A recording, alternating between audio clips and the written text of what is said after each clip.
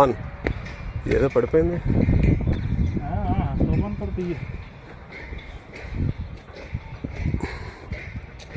1516 సంవత్సరంలో హిమాచల క్షేత్రం సందర్శించిన సందర్భంలో రాయించిన శాసనం.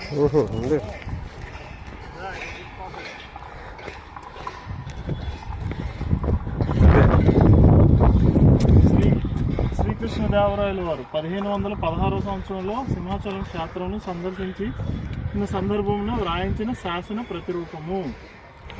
ఇక్కడ ఆయన ఏమేమి ఇచ్చారు, ఏమేమి రాశారు అనేది శాసనం మీద రాయడం జరిగింది. ఇది తెలుగు అక్షరాలు. ఇది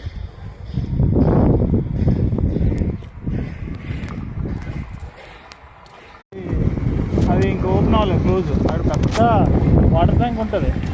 వాటర్ ట్యాంక్లో కూర్చొని మొత్తాలు పక్కన చాలా కొండలు ఉన్నాయి. అదే ఫ్యామిలీ చేస్తున్నావా?